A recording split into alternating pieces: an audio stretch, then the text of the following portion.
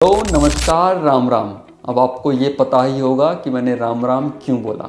मैं ना हरियाणा से हूँ सर जी। राइट।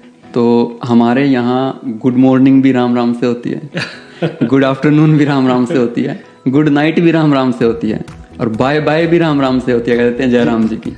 तो हाँ जी, इस वीडियो में हम बात करने वाले हैं कुछ ऐसी चीज़ों की जब आप एज ए स्टूडेंट या न्यू कमर कनाडा में नए नए आते हैं तो इन छोटी छोटी चीज़ों का आपको ध्यान रखने की ज़रूरत है, क्योंकि बाद में इन चीज़ों को करेक्ट करना मुश्किल हो जाता है। और ये वो चीज़ें हैं जिन्हें आप सबसे ज़्यादा फॉर ग्रांटेड लेते हैं। तो चलिए शुरू करते हैं।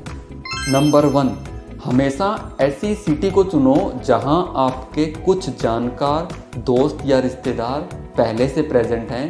इससे आपको इनिशियली आपको कनेक्शन बनाने में और नेटवर्क बनाने में थोड़ी हेल्प मिल सकती है। इनिशियल सेटलमेंट में आपको उनसे काफ़ी हेल्प मिल सकती है, लेकिन इसका मतलब ये बिल्कुल भी नहीं है कि आप अपने दोस्तों और रिश्तेदारों के साथ लंबे टाइम तक रुकें, उनके साथ लंबे टाइम तक रहें।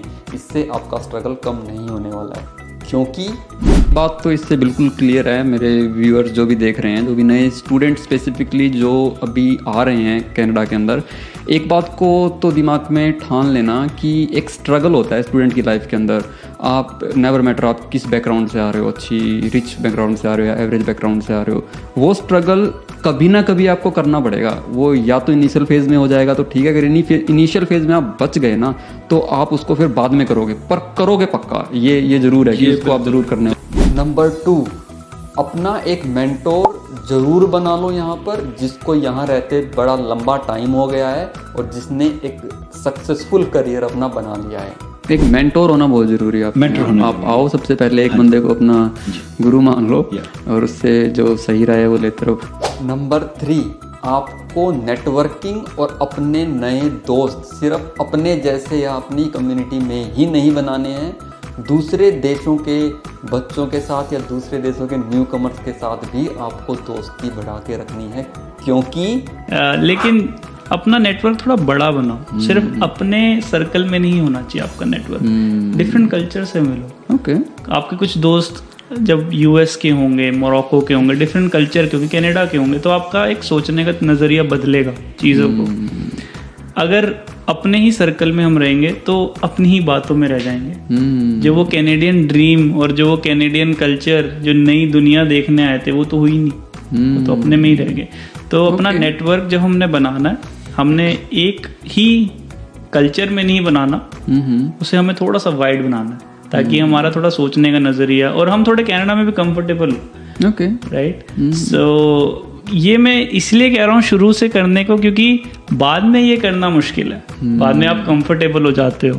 नंबर 4, अगर आप स्टूडेंट हैं तो अपने टीचर और प्रोफेसर के साथ अपना रिलेशन क्लोज बना के रखें। आप उनके क्लोज स्टूडेंट्स की लिस्ट में जरूर आ जाएं। सुनो जरा पवार साहब की बात। तो प्रोफेसर से ना एक गुड रिलेशन बन गया था। Okay. So professor used his connections and he was like कि I know this guy, he will do something good। और उन्होंने अपने connections use करके मुझे paid co-op दिया सिटी ऑफ कैलेडन के साथ as quality control inspector। In the last ये बात याद रखना यार, अब सोच ही लिया है बाहर आने का, तो अब पीछे मुड़ के अब नहीं देखना। ये आगे जो भी सिचुएशन आती है,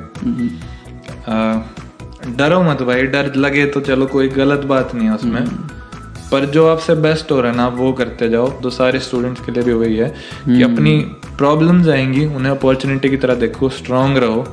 हर प्रॉब्लम को एज अ स्टेप देखो, एज अ बैरियर मत देखो, एक सीढ़ी देखो। चढ़ने में जोर लगेगा, पर चढ़ के इससे ऊपर ही आ जाओगे।